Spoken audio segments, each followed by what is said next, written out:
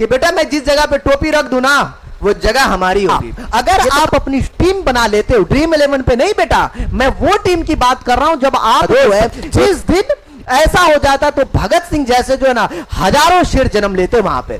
तो ये चीजें होती है, अगर जिसको आ गया एक बार ना तो उसे जो है ना मौत का कोई डर नहीं होता, मरने मिटने के लिए यूं ही जो है ना कफन बांधे रहे। मेरे आका आ गए, बताओ गुलाम हाजिर है, क्या करना है, नेपल्स और सिसिली पे आक्रमण करना, लूट लो उसको। नाविक है, एक काम करने वाले हैं, एक किसान है, उन सब की सेना बनाता है और ये जो है नेपल्स और सिसिली पे आक्रमण करता है और जीत भी जाता है। ये दोस्ती हम नहीं तोड़ेंगे। राजनीति भरपेट था इसके अंदर, दिमाग में भरा हुआ था कैसे जो है सामने वाले को पराजित करना है, किस तरीके से उसका मुंह कान फोड़ना है, इनको पूरा पता था। लगातार वो लड़ते रहे, जितनी बार असफलता मिला, जितनी बार मिलता गया उसने हार नहीं माना। बोला मैं एक बार हारा, फिर हारते, फिर हारा, फिर हारते, लगातार हारते, हार नहीं मानना जब तक कि हमारी जीत ना हो जाए। ये क्रांति 1830 की है, क्रांति को याद रखना। और आज की क्रांति एक चीज सिखा के जाएगी, बोलेंगे क्या सर, आपको जो है दुनिया में जो जिस चीज को जितना दबाता है वो उतना ही ऊपर उठता है। ये चीज आपको आज सिखा के जाएगी रियल लाइफ में। हेलो एवरीवन, तो आज के क्लास में हम लोग पढ़ेंगे इतिहास, जिसका आपको चैप्टर 1 है यूरोप का राष्ट्रवाद।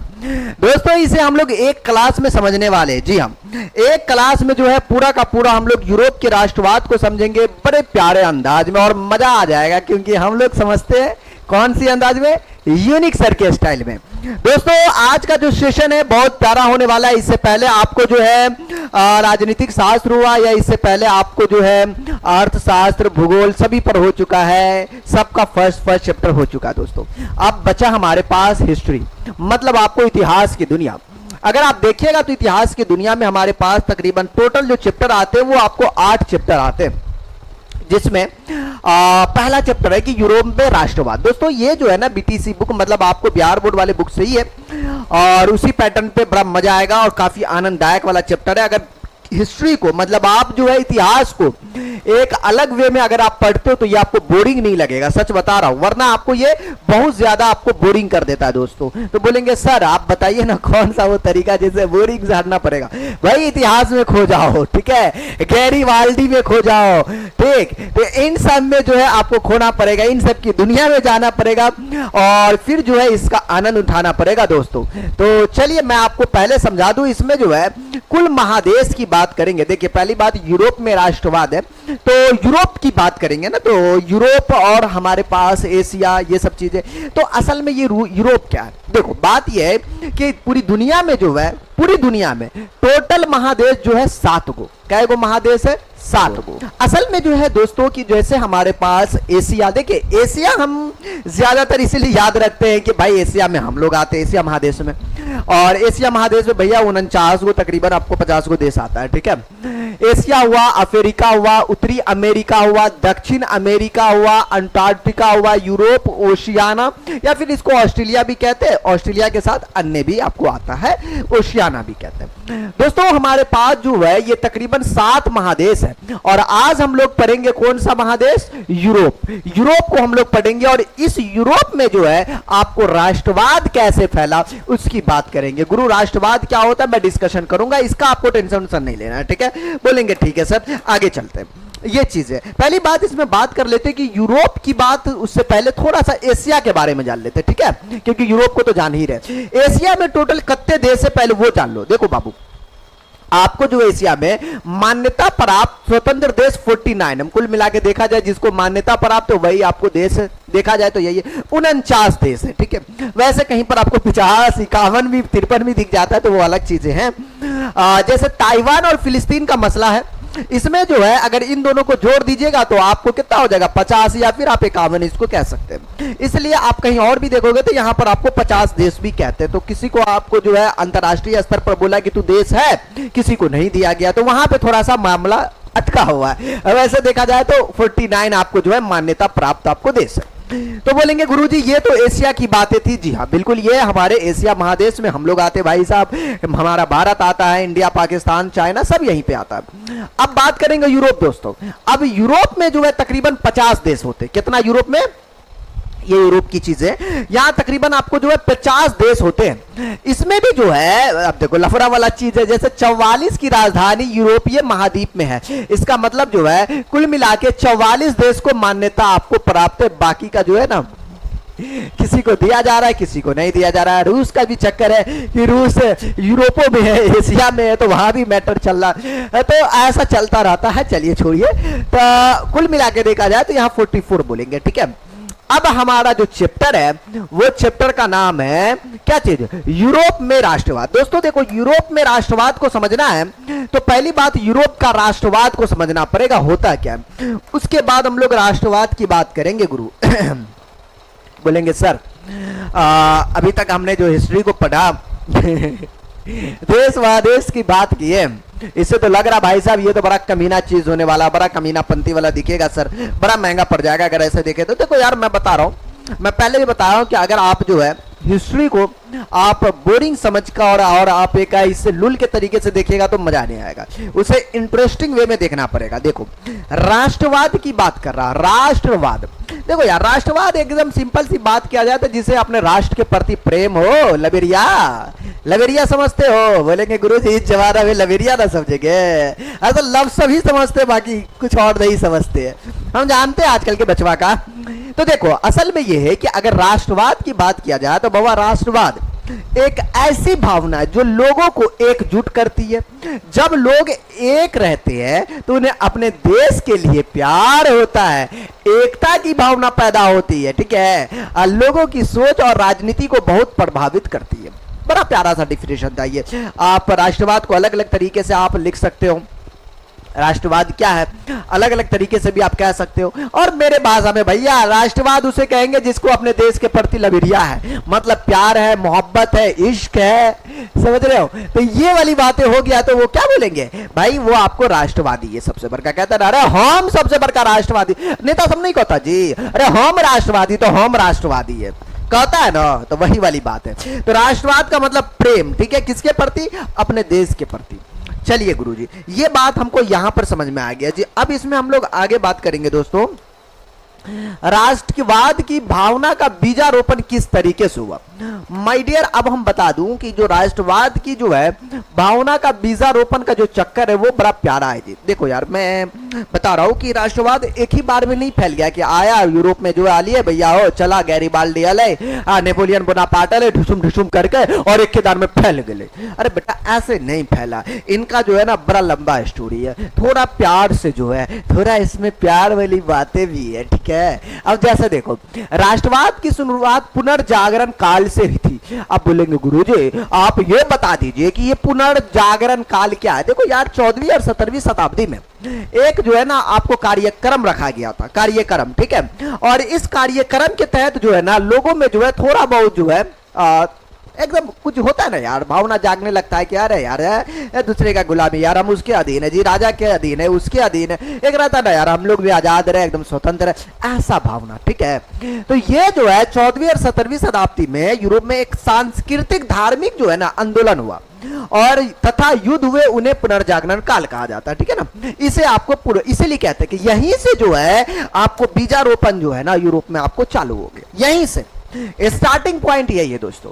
तो याद रखिएगा राष्ट्रवाद की जो भावना का बीजारोपण है उनकी जो शुरुआत है पुनर्जागरण काल से की गई, लेकिन यह भावना 1789 की फ्रांसीसी क्रांति के साथ और अधिक मजबूत हुई। बोलेंगे सर आप ये बताइए कि ये 1789 में कोई क्रांति हुआ था। जी हाँ, फ्रांस में जो है बड़ी तगड़ी लेवल पे जो है 1789 में क्रांति हुई थी और इसके बाद जो है और लोगों में बात फैली, समझ रहे हो। तो उसके बाद जो है भावना और थोड़ा अपर लेवल पे गया। बोलेंगे सर यहां तक तो मामला हम लोग को समझ में आया। अब बोला जा रहा है कि 19वीं शताब्दी में यह भावना और भी अधिक प्रबल और आक्रामक रूप से उभरी। कब उभरी, तो बोलेंगे सर ये आपको 19वीं शताब्दी में उभरी। तो अभी जो है ना हम बीजारोपण बात किए, पुनर्जागरण काल से बीजारोपण हुआ, 1789 की क्रांति जो है और आग में घी डालने का काम किया। उसके बाद 19वीं शताब्दी में अब जो है लोगों में और फैला। अभी तो सब्र करो, अभी टाना आना बाकी है। अरे मेरा कहने का मतलब है बोनापार्ट आना बाकी है। देखिए दोस्तों यहां जो है अब आता है नेपोलियन। देखो नेपोलियन कुछ समय के लिए बड़ा बेहतर था, ठीक है, लेकिन सत्ता के के नशे में सब चूर हो जाते तो दिक्कत तो पैदा होती है दोस्त, ठीक है। अब देखिए नेपोलियन बोनापार्ट का जो है ना जीवन और योगदान की हम बात करेंगे। नेपोलियन का जन्म 15 अगस्त 1769 को जो है आपको हुआ था। ये नेपोलियन का जन्म है। वह एक महान सैनिक और सम्राट था, महान लेवल पे, तगड़े लेवल पे था, ठीक है। और ये जो है जिसने अपने व्यक्तित्व और कार्यों से जो है पूरे यूरोप को जो है दोस्तों आपको जागृत किया, पूरे यूरोप को, ठीक है। और इतिहास को जो है आपको वो बदल कर रख दिया। और किस तरीके से बदला वो हम देखेंगे जी। तो गुरु ये थे नेपोलियन बोनापार्ट और इसकी कुछ प्रमुख घटनाएं हैं। नेपोलियन जो थे ना उनको जो है किस तरीके से आपको जो है मारा गया या फिर उनको कहते हैं कैंसर से भी मारा गया, तो वो सब बातें आएगी। नेपोलियन अपनी योग्यता की बल पर 24 साल की उम्र में ही वो सेनापति बन गया। नेपोलियन बोनापार्ट जो है वो मात्र 24 साल के उम्र में जो है ये जो है सेनापति बन गया जी। मतलब उनके अंदर टैलेंट जो है ना बढ़िया से भरा हुआ था दोस्त। बोलेंगे ठीक है गुरु जी ये बात हमको समझ में आया, यही नेपोलियन बोनापार्ट है, ठीक है। और चिच्चा को हल्के में मत लेना तू। नेपोलियन अपनी योग्यता के तहत पर नहीं, उसने जो है कई महत्वपूर्ण युद्ध में मतलब भाग लिया, जैसे फ्रांसीसी सेना को विजय दिलाई, बहुत लोकप्रिय हो गया। इसके बाद वह फ्रांस का शासक बन गया। यहां से जो है इनकी बुरी स्थिति चालू हुआ। अब देखो यार, देखो वैसे तो है ये शासक बनने से पहले जो देश में मतलब ये जो था कि मतलब आपको एकता की बात करता था, मतलब आपको जो है पहले जैसे राजाओं के प्रति नहीं था। बाद में जो है इसके अंदर भी जो है थोड़ा सा आ जाता है तो उसके बाद तो चेंज हो जाता है ना, बोलते हैं ना ताकत आने के बाद अक्सर जो है आदमी चेंज हो जाता है। तो ये भी वैसा ही थे। और उसका शासनकाल नेपोलियन युग कहा जाता है, जो 1804 से लेकर 1815 तक के जो एयर है, कब से 4 से लेकर 15 तक का जो एयर है, इसे हम लोग क्या कहते हैं दोस्तों, नेपोलियन युग कहते हैं। अगर आपसे पूछा जाए कि भाई हम नेपोलियन युग किसे कहते हैं, तो बोलेंगे सर 1804 से लेकर जो है 1815 तक का जो टाइमिंग है, इसको हम लोग नेपोलियन युग के नाम से जानते हैं। बोलेंगे ठीक है सर ये तो नॉर्मल था, इतना बातें समझ में आया। अब देखिए अब इसका पतन कैसे हुआ, जब ये इतना प्यार से जो है इतने अच्छे लेवल पे यार काम किया, लोगों में इतना प्यार बटोरा, तो इसका पतन कैसे हुआ देखो किस तरीके से। बात यह है कि इसकी पतन और मृत्यु की जो सबसे पहली बात है वो है कि 1815 में जो है वाटरलू की लड़ाई में हारने के बाद, 15 में एक लड़ाई हुई थी जिसको वाटरलू की लड़ाई कहते हैं। उसमें नेपोलियन को अंग्रेजों ने जो है पहले तो हराया, उसके बाद इसे सेंट हेलेना द्वीप पर जो है बंधक बना के रख दिया। ये यहाँ देख रहे हो, ये जो चिंता में बैठा हुआ है, तुम्हें क्या लगता है जी ऐसा ही है तरीका, तुमको क्या लगता है गोवा वाला बीच है? नहीं ऐसा नहीं है, ये कोई बीच उच पे नहीं है। ये जो है ना मतलब एक जो है अंग्रेजों ने कहा किया कि भाई बंधक बना लिया और इसको रख दिया जी। कहा जाता है कि इसकी मृत्यु के बड़े अलग अलग रीजन भी है। बोलेंगे सर कैसा रीजन है, देखिए कहते हैं इनको जो है कहते हैं कि भाई आर्सेनिक दे के मार दिया गया। आर्सेनिक नाम का जो है एक जहर होता है जो धीरे धीरे आपको काम करता है। कहते हैं कि आपको जो वो दे के मार दिया गया, बहुत सारा ये है जहर दे के मारा। उसके बाद और वैसे जो है इनका मरने के बाद जो ये हुआ था, उसके बाद पता चला कि इसको जो है कैंसर हो गया था, जिसकी वजह से जो है ये आपको मारा गया। ये सब जो है इनका मतलब थ्योरी है। यह द्वीप समुद्र के बीच और पहाड़ों से बाबू घिरा हुआ है, जिसको एक कुप्चे में ले जाके जो है कैद कर दिया गया नेपोलियन बोनापार्ट को। हाँ बहुत बड़का तू काबिल है, चल मैं तुझे कुप्चे में ले जाता। ये अंग्रेजों ने किया। अंत में 1821 में जो है नेपोलियन की क्या हो जाती है आपको दोस्तों, मृत्यु हो जाती है। अब नेपोलियन युग की कहानी खत्म हो गई, क्योंकि 1815 तक की उनकी कहानी थी, 4 से लेकर 15 तक की उनकी कहानी थी, बाकी नेपोलियन की कहानी हिट हो जाती है। अब देखिए आगे क्या है। बोलेंगे सर नेपोलियन के आने से एक चीज हुआ था यार, जो नौजवान थे जो आम लोग थे उसमें एक चीज की लहर जागी थी यार, जगाया था इस बंदे ने अंदर से, चाहे जैसे भी ये काम किया हो, लेकिन लहर जगाया था राष्ट्रवाद का, देश के प्रेम का, देशभक्ति लोग जागा था उसके अंदर। ये नेपोलियन का जो है ना एक योगदान रहा यहाँ पे। अब इस नेपोलियन का योगदान यहां रहा, तो अब आगे कौन हीरो आता है देखिए। अब यहां जो है राष्ट्रवाद की उदय के कुछ कारण है। पहली बात, लोग परेशान हो चुके थे अपने राजा से, राजा बहुत परेशान कर दिया था। शासक जो इतना परेशान किया कि जनता जो है ना एकदम से बोला कि नहीं यार अब मुझे इससे पीछे छुड़ाना है, चाहे हालात जैसा भी हो जाए, चाहे कूटना पड़े या कुटवाना पड़े, हम दोनों से तैयार है जी, जिस तरीके से वो बढ़िया से कुचाएंगे। निरंकुश शासन व्यवस्था, पहली बात, शासकों के पास असीमित शक्ति थी, इतना शक्ति कि वो जो चाहे वो करेगा। निरंकुश का मतलब ये हुआ कि उस पर कोई अंकुश ना हो, कोई बोलने वाला ना हो। अरे जैसा अभी मान लो कि हमारे देश के प्रधानमंत्री मोदी जी कुछ ऐसा करते हैं तो पीछे से जो है विपक्ष के लोग हैं, कांग्रेस वाले हुए, बाकी लोग हुए, ये सब क्या करते हैं, उनको बोलते हैं कि नहीं ऐसा नहीं, ऐसा होना चाहिए, ऐसा नहीं, ऐसा होना चाहिए, होता है ना जी। साथ में आपको मीडिया वाले होते हैं, अच्छा छोड़ो हटाओ, मीडिया वाला तो बिक चुका है तो उसकी बातें छोड़िए। बाकी जो है विपक्ष के लोग, बाकी लोग जो है उनका विरोध करते हैं कि ऐसे नहीं, ऐसे होना चाहिए। याद रखना जीवन में, जिस दिन अगर जो सत्ता में बैठा हुआ है दोस्त, इसका विरोध करना बंद हो गया, जीवन में इस बात को याद रखिएगा, पढ़े लिखे बच्चे हो, जिस दिन विरोध करना बंद हो गया, याद रखिएगा उस दिन जो सत्ता में होंगे, चाहे कोई भी हो, वो अपने आप को राजा समझने लगेगा। बिल्कुल इसी को राजा कहते हैं। उसका कोई विरोध करने वाला अगर कोई विरोध किया तो जेल में ठूस दिया, बोला भैया मैं तुझे कैद कर लूं, ऐसा चक्कर जिस दिन हो गया तो समझ लो कि हम लोग तानाशाही की बात हो गई है। ठीक है, हाँ, इसी को तानाशाही कहते हैं। तो यही था, यही निरंकुश शासन व्यवस्था था। कोई बोलने वाला नहीं था, ना पत्रकार से लेकर ना किसी को, जो बोलता उसे पकड़ के घोप देता, वही वाली बात है। जनता का कोई अधिकार नहीं मिलता यहां पर दोस्तों, और यहां उदारवादी विचारों का प्रसार हुआ। देखो उदारवादी का मतलब होता है स्वतंत्रता। स्वतंत्रता बोलेंगे यार मुझे स्वतंत्र होनी है, मैं क्यों किसी के अंदर में रहूं, मैं क्यों किसी के अधीन काम करूं, तो ये हुआ, समानता की बात हुई, कानून के शासन की बात हुई, ऐसा विचार जो है धीरे धीरे फैलने लगा। नेपोलियन बोनापार्ट भी ये सब बात करके जो है फैलाया। स्वतंत्रता और समानता और बंधुत्व का नारा लगा, जिसमें फ्रांसीसी क्रांति के दौरान उठे इस नारे ने लोगों को एकजुट किया और राष्ट्रीयता की चेतना को बढ़ावा दिया। ये सब तरीका था, ये सब उदय के कारण हुए। अब जो है दोस्तों, ये उदय के कारण में जो है चौथे नंबर पे आते हैं कि धीरे धीरे क्या हुआ कि शिक्षित और मध्य वर्ग की भूमिका। देखिए दुनिया में शिक्षा एक ऐसी चीज है दोस्त, याद रखिएगा इस चीज को हमेशा, दुनिया में शिक्षा ऐसी चीज है दोस्त कि आपको जो है सही और गलत का जो है ना मतलब समझा देता है कि सही क्या है गलत क्या है। अब किसी चीज को लेके जो है उसके प्रति इतना भी जो है आप नहीं खो जाते हैं कि आप उसे कुछ भी मान लेते हो। शिक्षा ये चीज हमें देती है, शिक्षा कहता है कि नहीं बेटा ये सही ये गलत है, ये चीज हमें बताता है। तो धीरे धीरे क्या हुआ कि शिक्षा जो है लोगों में आपको आने लगा। जैसे शिक्षित लोगों ने लेखन भाषण आंदोलन के माध्यम से राष्ट्रवाद की भावना फैलाने में मदद की। ये था शिक्षा की ताकत। इसलिए कहते हैं शिक्षा वो शेरनी का दूध है जिसने पिया है उसने दहाड़ा है। तो ये बाबा साहब का जो है बड़ा प्यारा कोट है, जरूर याद रखिएगा जीवन में। अब जो है दोस्तों ये जो है ना कुछ तरीके थे जहां जो है राष्ट्रवाद के उदय के कारण बने।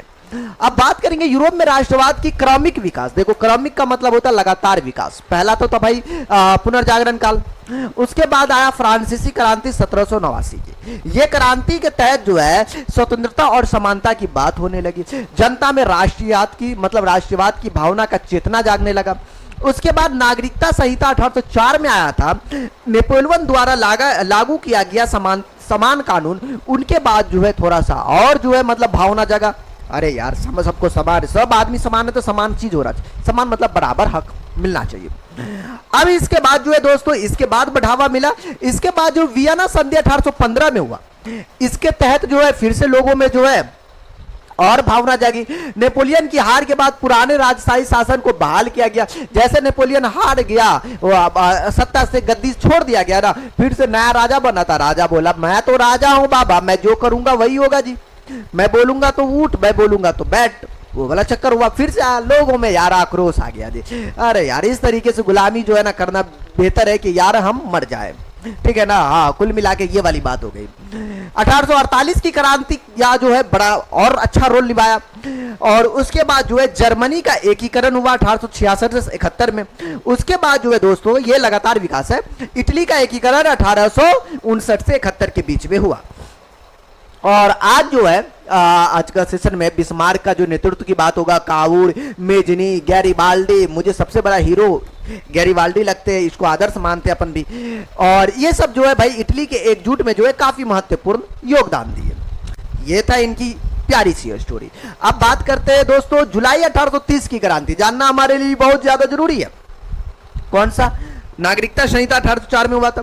अब जो है 1815 के बाद आया था 1830 की क्रांति। ये थोड़ा सा अच्छे रंग रूप से मतलब आपको बना था। ये 5 नंबर में भी पूछ ली, 5 नहीं 4 नंबर में एग्जाम में पूछता है बिहार बोर्ड में, 2 नंबर में भी पूछ सकता है। बस इस चीज को याद रखिएगा, ये कहना क्या चाहता है बस बढ़िया तरीके से। दोस्तों चार्ल्स एक्स, मेरी बात ध्यान से सुनिएगा, एकदम देसी बात है। 1830 की क्रांति को आप चार्ल्स 10 के नाम से याद रखना, चार्ल्स 10। हाँ ये काफी निरंकुश शासन, मतलब आपको जो है ये मतलब आपको क्या थे, राजा थे, मतलब आपको जो है शासक थे। चार्ल्स एक्स फ्रांस का एक निरंकुश और प्रतिक्रियावादी शासक था, घोर प्रतिक्रियावादी आप बोल सकते हो। वह जनता में जो है बढ़ती और राष्ट्रीयता और जनतांत्रिक भावनाओं का दबाना चाहता था। यह क्रांति 1830 की है। क्रांति को याद रखना, और आज की क्रांति एक चीज सिखा के जाएगी। बोलेंगे क्या सर? आपको जो है दुनिया में जो जिस चीज को जितना दबाता है वो उतना ही ऊपर उठता है। ये चीज आपको आज सिखा के जाएगी रियल लाइफ में। ये है चार्ल्स एक्स, ये अपने आप में जो है ना बहुत बड़ा कमीना, ठीक है, इतना बड़ा कमीना, इतना बड़ा निरंकुश कि वो चाहता है जैसा, मतलब जिस तरीके से वो चाहे वैसा वो काम करवाना चाहता है। हाँ, लोगों को जिस तरीके से, कोई ये नहीं, उस पर कोई किसी का जो है ना मतलब ये नहीं होता कि भाई हाँ तू मतलब ऐसे ना ऐसे कर ले, किसी को बोलने की औकात नहीं थी। ये थे चार्ल्स एक्स साहब, ठीक है। अब गद्दी तो जानी है, ऐसा नहीं कि नहीं जाएगा। दुनिया में मैंने देखा ये चीजें, जिस चीज को जितना दबाया वो उतना ही उठाया। इसने दबाने की कोशिश की, लोगों को जो है जनतांत्रिक, लोगों का जो है भावना, राष्ट्रीयता की भावना को सबको दबाने की कोशिश किया इसने। उसने जो है कितने बहुत कमीना वाला काम किया। उसने पोलिगनेक नामक एक कट्टरपंथी को प्रधानमंत्री बना दिया, पोलिगनेक, और इसके चक्कर में ही दोनों सत्ता गवा बैठता। ये बहुत बड़ा कट्टरपंथी था, बहुत बड़ा। इसको जो है प्रधानमंत्री इसने बना दिया काबिल बनकर। अब इस काबिले के साथ क्या होने वाला देखते हैं अभी क्या होगा। उसके बाद जो है लुई 18वां द्वारा स्थापित समान नागरिकता संहिता को जो है समाप्त कर दिया गया। आपने देखा कि जो मतलब समान नागरिकता संहिता जो है मतलब आपको नेपोलियन बोनापार्ट ने लागू किया था, इस कमीनों ने आगे क्या उसको जो है समाप्त करवा दिया गया लुई 18वां के द्वारा। बोलेंगे यार ये तो बहुत खतरनाक काम है। उसने भाई समान नागरिक वाला कानून था भैया, उसको भी हटा दिया। अब तो कोई समान वाली बात भी नहीं होगी। अब जो है लोगों में तो भाई आक्रोश तो पैदा होगा यार, होगा ना जी। अब देखो आक्रोश पैदा होगा तो इनकी तो कहानी खत्म हो गई। यह कदम जो है उदारवादियों को क्रांतिकारी के विरुद्ध षड्यंत्र जैसा लगा। अब लोगों में जो है भाई अब लगा कि भाई नहीं यार ये हमारे खिलाफ बहुत बड़ा षड्यंत्र हो रहा है। लोग जो है बगावत पे उतर गए दोस्त। अब लोग बगावत पे उतर गए तो पोलिगनेक को जो है भागना पड़ेगा या फिर कुटाना पड़ेगा, दोनों में से यही ऑप्शन है। क्योंकि प्रधानमंत्री कौन था? पोलिगनेक था। उन्होंने इसका कड़ा विरोध किया और इस विरोध के जवाब में चार्ल्स एक्स ने दोस्त 25 जुलाई 1830 को 4 आदेश जारी किया। भाई 4 आदेश, ये आदेश बहुत खतरनाक था। लोग जो है ना आ गया सड़कों पे, विरोध करने की बात आ गई, ये हो गई। और इस कमीनों ने क्या सोचा कि चल इस भुतनी वाले को दबाने का कोई ना कोई उपाय करना पड़ेगा। इसने किया वैसा ही दोस्त। अब देखो इसने क्या किया, इसने किया कि 4 अध्यादेश लाया जिनमें जो है इनका उद्देश्य प्रेस की स्वतंत्रता को पहले समाप्त करना है। क्या चीज? प्रेस का मतलब पत्रकारिता, अखबार, इन सबको जो है समाप्त करने की इसने सबसे बड़ी योजना बनाई। इसे जो है ना ये समाप्त करने की बात कही, ठीक है। अब ये जो है आपको संसद भंग करने की बात करी। संसद को संसद होता है ना जी, जहां जो है बोला जाता है, संसद समझते हो ना, उसको जो है ये भंग कर दिया गया। चुनावी अधिकार समिति को जो है मतलब उसे भी जो है भंग कर दिया, उसे भी आपको समाप्त कर दिया जी। अब सीमित का मतलब वही हुआ कि आप सीमित कर दिया, मतलब समझो कि उसे भी समाप्त कर दिया। लोगों में तो भाई आक्रोश तगड़े से आ गया। आप बोला बेटा तुझे तो अब जाना पड़ेगा, बहुत हो गया तुम्हारा मजाक, अब तुझे जो है ना कोई नहीं बचा सकता। अब इसके बाद जो है दोस्त क्रांति की शुरुआत हुई, और ऐसे वैसे लेवल पे नहीं, तगड़े लेवल का क्रांति की शुरुआत हुई। अब इसके बाद जो है इन आदेशों के विरुद्ध में पेरिस में जनता सड़कों पे उतर आई। हाँ, सड़कों पर अब जनता उतर गई तो समझ रहे हो, तब समझ लो कि किसी ना किसी का तो काल निश्चित है। इनको तो भागना पड़ेगा। और 28 जुलाई 1830 को जो है दोस्त यह गृह युद्ध जैसा हालत बन गया। गृह युद्ध तब कहते हैं जब घर में, अपने देश में, अपने शहर में एक जनता, एक आर्मी या एक सेना के प्रति जो है या फिर उनके शासक के प्रति जो है एक युद्ध जैसा आपको स्थिति बन जाए, ये हो गया गृह युद्ध। इस लेवल पे हो गया कि आप कह नहीं सकते। इस संघर्ष को जो है जुलाई 1830 की क्रांति कहा जाता है। इसी संघर्ष को, ये चारों अध्यादेश के विरोध में जो उतरा था ना, इसी को कहते हैं जुलाई 1830। टाइम वही था, समय वही था, साल वही था, इसलिए जुलाई 1830 की क्रांति इसे कहते हैं। सड़कों पर जनता तो आ चुकी थी। अब इसके बाद जो है क्या हुआ कि ये जो था चार्ल्स एक्स अपने आप को बड़ी काबिल समझता था। इनको जो है गद्दी छोड़कर भागना पड़ा, क्योंकि सड़कों पर अब जनता आ चुकी थी।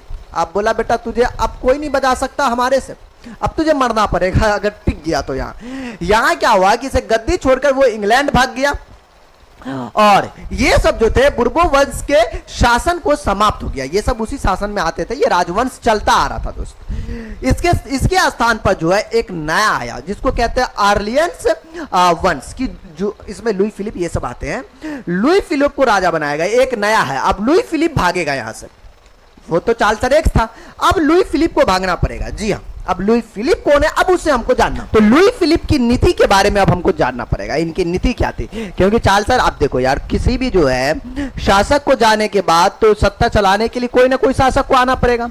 तो यहां से बुर्बो वंश की जो है कहानी खत्म हुई। उसके बाद नए राजवंश की स्थिति चालू हुई, जिसमें पहले आते हैं लुई फिलिप। अब देखिए लुई फिलिप भी, आप देखो यार, यही तो सबसे बड़ी खूबसूरती इन लोगों का, इन लोगों का नहीं हकीकत में दोस्त, कि मैंने ये चीजें जो है ना, अब आप अभी जो है ना, ये चीज को स्टडी करने के बाद आपको समझ में आ जाएगा। देखोगे चार्ल्स एक्स था, कमीनापंथी किया, शासन था उसके अंदर, कमीनापंथी किया। अब जो है नया शासन बना, चल ठीक है, अब अगर ये अच्छे से रहता, प्यार से रहता, जनता की बात करता, तो भाई इतना महंगा नहीं पड़ता। अब ये भी जो है कुछ ना कुछ कमीनापंथी करेंगे। अब देखो ये क्या कमीनापंथी करते हैं, ध्यान दीजिएगा।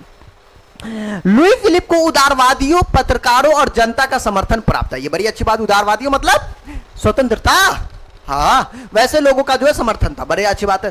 पत्रकारों और जनता, पत्रकार भी चाहता था चल भैया, उनका भी समर्थन था, क्योंकि उस कमीने ने पत्रकार को ही बैंड कर दिया था। इसके बाद जो है उसने संवैधानिक शासन, ये थोड़ा सा बढ़िया है कि उसने संवैधानिक शासन और उदारवादी नीतियों को भी बढ़ावा दिया। चलो भाई, इसमें थोड़ा सा पॉजिटिव वाइब आया, लेकिन इसे भी भागना पड़ेगा दोस्त, ये इसे भी भागना पड़ेगा। अब सत्ता में आने के बाद तो चेंज हो जाता ना दोस्त, से चेंज हो जाता। आप देखिए पहली बात यह है कि जो 1830 की क्रांति है, इनके प्रभाव को पहले जानते, फिर लुई फिलिप के बारे में बढ़िया से जानेंगे। देखिए इससे क्या हुआ कि कट्टर राजतंत्र का प्रभाव कम हो गया जी। जो कट्टरवादी था चार्ल्स एक्स, उनकी कहानी हिट हो चुकी थी। उसके बाद मध्यम वर्ग और लोक संप्रभुता की जीत हुई। जो मध्यम वर्ग के थे, मिडिल क्लास के लोग थे, उन सब की जो है एक तरीके से जीत हुई। फ्रांसीसी क्रांति के विचारों का जो है आपको पुनर्स्थान मिला। स्वतंत्रता और समानता और बंधुता जैसे फ्रांसीसी क्रांति के विचार पर लोग जो है काफी लोकप्रिय हुए, तो ये उनको फायदा मिला। उसके बाद जो है वियना कांग्रेस की उद्देश्य की चुनौती मिली। वियना कांग्रेस ने, ध्यान दीजिएगा दोस्त यहाँ पे, कि वियना कांग्रेस ने राजशाही की जो है पुनर्स्थापना की थी। क्या किया था वियना कांग्रेस ने? राजशाही की पुनर्स्थापना की थी। लेकिन इस क्रांति ने क्या किया, इसको जो है आपको विफल कर दिया थी। जी हाँ, तो ये चीज था दोस्त। तो ये तो वियना कांग्रेस की बात थी। तो फिलहाल चलिए आगे, यूरोप में राष्ट्रवाद का प्रसार। अब इससे ये क्या हुआ कि 1830 की क्रांति से कि भाई यूरोप में जो है बड़े लेवल पे जो है राष्ट्रवाद की प्रसार हुई, जिसमें और बहुत सारे जो है लोगों में जो है भावना जगा और जो है लोग जुड़ते गए। और कहते हैं राष्ट्रवाद की देश की भक्ति जो है यूरोप में फैल गई। कई देशों में राजनीतिक एकता और संवैधानिक सुधार, राष्ट्र का निर्माण की भावना जागी, एक से लेकर अनेक। यार मोहल्ला गरम, तो आसपास का भी मोहल्ला गरम हो गया जी। इटली और जर्मनी के एकीकरण की भी यहां पर आपको प्रेरणा मिली। इस क्रांति से प्रेरित होकर इटली और जर्मनी में राष्ट्रवाद के आंदोलन की शुरुआत हो गई। वाह यार क्या बात है जी। यूनान, पोलैंड और हंगरी में भी आपको विद्रोह चालू हो गया। एक्शन का रिएक्शन, उधर एक्शन हुआ, इधर रिएक्शन हुआ। फ्रांस में आगे एक और क्रांति की नींव हुई। अब जो है लुई फिलिप के शासन के प्रति भी असंतोष बढ़ने लगा, जिससे आगामी जो है 1848 की क्रांति के बारे में हम पढ़ेंगे। क्योंकि 1848 के क्रांति में जो है ये साहब, ये लुई फिलिप है दोस्त, ये लुई फिलिप है, हमारे देश के अभी के जो नेता है उस टाइप के थे ये। हालांकि पत्रकार, जनता, उदारवादी, इन सब में जो है इनका जो है मतलब आपको देन था, तो चलो बढ़िया है जी। लेकिन यार ये सब तो हल्के में हो गया जी। इसने कहा कि यार ध्यान देना कि ये 1848 की क्रांति में लुई फिलिप का जो पतन का कारण है, लुई फिलिप की नीति और शासन। लुई फिलिप एक उदारवादी मतलब लोकतांत्रिक शासक जरूर था, लेकिन उसके अंदर अत्यधिक महत्वाकांक्षी था। कुल मिला के ये बहुत बड़ा, समझो तो एक तरीके से एकदम लालची, पैसे मतलब इकट्ठा करना, मतलब पैसे मतलब अपने को देखना, सिर्फ महत्वाकांक्षी, खुद को देखना, खुद को जो है बड़े लेवल पे बनाना। नेता क्या करता? अरे नेता देश का क्या करता? वो खुद को क्या करता? अरे खुद को ही बनाता है वो। तुमको क्या लगता? तुमको वोट लेके तुम्हारे लिए बहुत कम चांस है तुम्हारे लिए कांड करेगा, वो सब अपने लिए करता। देख लो भैया 5 साल मुखिया रहे, अगली बार देखो वो भैया पहले साइकिल से वो 4 व्हीलर पे आ जाएगा 5 साल में। मैं एक एग्जांपल मुखिया की बात की, बड़े लेवल पे नेता जो होते हैं और बड़े लेवल पे वो खाते हैं, था। तो ये चीजें नेता की होती है। तो ये भी कुछ उसी प्रकार से था, मतलब जो है ऐसा व्यक्ति जो बड़े लक्ष्य और सफलता, पद, शक्ति या दौलत पाने की बहुत इच्छा रखता हो, यही मतलब होता महत्वाकांक्षी। तो अपने भाषा में क्या हुआ कि बहुत ज्यादा जो है पैसा उसा का मतलब अपने दौलत को इकट्ठा करना, ये हो गया महत्वाकांक्षी। ये मामला होता महत्वाकांक्षी का मतलब दोस्त। अब जो है ये इसने काम किया कि बहुत तगड़ा काम किया, इसने मध्यम वर्ग को खुश करने के लिए जो है स्वर्णिम मध्यम वर्ग की नीति अपनाई। हाँ, मतलब जो है बोला चल हम इसे खुश करने के लिए जो है क्या करता है कि मतलब जो नीचे वाले को ना उनको दबाने की और कोशिश किया। भाई क्या करोगे यार, यही होता है। 1840 में उसने गीजो को प्रधानमंत्री बनाया यार। ये इसका उसने जो है चार्ल्स एक्स ने पोलिग्नेक को बनाया, तो वो उनके लिए बड़ा दिक्कत साबित हुआ। अब इसने जो है पोलिग्नेक को बना दिया जी। अब पोलिग्नेक को बनाने के बाद क्या हुआ, फिर यार वही रामन वही खटोला फिर आने वाली है, देख लो। ये जो है कट्टर प्रतिक्रियावादी था, घोर कट्टर प्रतिक्रियावादी, किसी भी सुधार का विरोध था भाई साहब। ये इनके पतन का सबसे बड़ा रिजल्ट है। छुछुनरा कहेंगे कम से कम जो है ऊपर वाले से सीखना चाहिए। चार्ल्स एक से कुछ उसी के बाद नहीं आया था जी, सीखना चाहिए। करे वो जो है कमीनापंती किया है कि प्रतिक्रियावादी मतलब जो है एकदम कट्टर वाले को रखा, पोलिग्नेक को, जनता को आक्रोश हुआ, भागना पड़ा, है ना जी। हाँ जी। अब ये जो है छुछुआते एक नए को रखा, ये भी एकदम कट्टर प्रतिक्रियावादी को प्रधानमंत्री बना दिया गया। अब इसे भी जनता डसेगी। अब देखो कैसे डसता वो देखना बाकी है। अब जो है इसमें क्या हुआ कि शासन की समस्या पैदा हुई। बोलेंगे सर जी क्या समस्या पैदा हुई, क्या इनको नागिन डांस करने का मौका नहीं मिला? देखो मौका मिला, किस तरीके से वो देखिए। शासन में जो है पूंजीपति वर्ग का वर्चस्व रहा, जिसके पास पूंजीपति था, जो पूंजी वाला था, उनका वर्चस्व रहा।